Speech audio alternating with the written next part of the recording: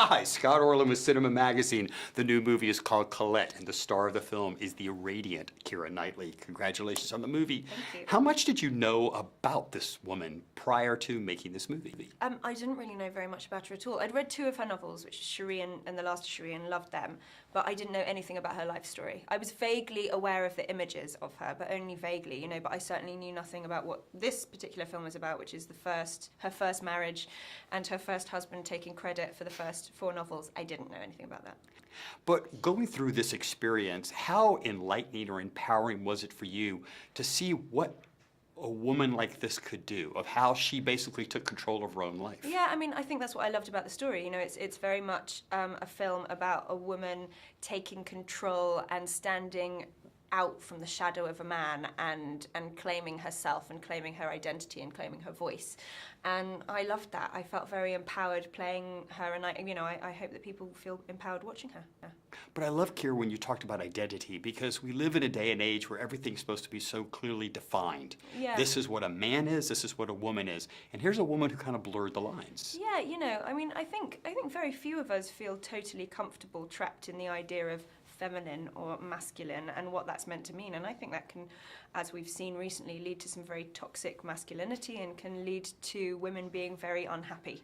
And so, it's always been an area that I've been interested in, and kind of what it is to be a woman, what it is to be female, and that I've never felt that kind of, if you like, pretty in pink kind of version of femininity fit with my character at all. So it's always been something that I've been interested in exploring, and Colette was very much about exploring that. She felt that the masculine and feminine in her was very alive, and she explored those 2 sides of her personalities to the full.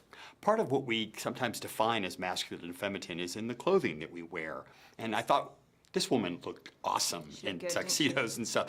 How differently did that enable you to walk and talk when you were kind of dressed in what we call a masculine sense? The costumes in this, I think, are extraordinary, and she was really known for her style was very particular, and she did play with gender a lot within her clothing, so we had great fun kind of doing that, but also in that kind of in her body language. A man often sort of comes into a room and he takes the space and takes the room, and a woman comes into the room quite often and sort of apologizes or tries to sort of not take up too much space. So kind of as an actor, sort of playing with those 2 things, as she finds herself more, she gradually learns to take the space like a man would. I really like that. As a parent now yourself, how much do you encourage your own child to seek their own sense of individuality? I think that's just all I'm trying to do as a parent, really. Apart from please remember to say please and thank you, could you possibly sleep through the night, and, don't hurt anyone else. That ultimately, I just want her to be herself. Whatever that self is, I want her to find it and be able to stand tall being that. And ultimately, that's my goal.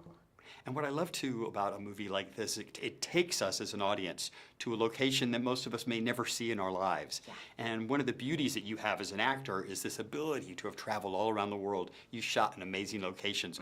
What has been the last place, or maybe one of the first places that you went to as a location that kind of just was awe-inspiring to you? Oh God, there's been so many, but you know what, actually literally the last place, and this is awful because it's in my own country, but I was shooting around Leeds, and I have never been to the north of England before, and I am shocked and ashamed at myself for saying it, but actually spending time on the Yorkshire Dales and